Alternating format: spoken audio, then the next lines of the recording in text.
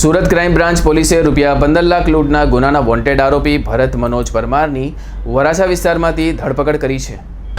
કામરેજ ખાતે વડોદરાથી સુરત કારમાં 15 લાખ લઈને આવી રહેલા યુવકને લૂંટી લેવાયો હતો, જેમાં 7 મહિનાથી વોન્ટેડ આરોપીને ક્રાઇમ બ્રાન્ચે પકડી પાડ્યો છે।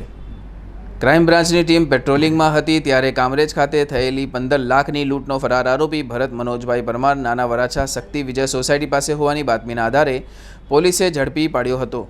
વંદીપભાઈ મનુભાઈ રૂપારેલિયા મકાન લે વેચનો ધંધો કરે છે। ગત 13 ઓક્ટોબર 2023ના રોજ વડોદરાથી રોકડા ₹15 લાખ લઈ પોતાના મિત્રો સાથે સુરત આવ્યા હતા।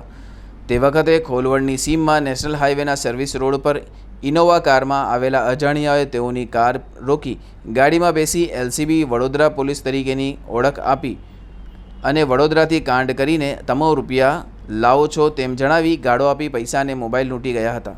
વંદીપભાઈ સાથે રોકડ લેવા ગયેલા તેમના મિત્ર મુકેશભાઈ સોલંકીએ તેના સાગીરત દેવાયત ઉર્ફે દેવ પરબતભાઈ ભોજવિયાને આ માહિતી આપી લૂંટ કરાવી હતી, જેમાં તમામની કામરેજ પોલીસ દ્વારા ધરપકડ કરવામાં આવી હતી અને આરોપી ભરત પરમાર વોન્ટેડ હતો।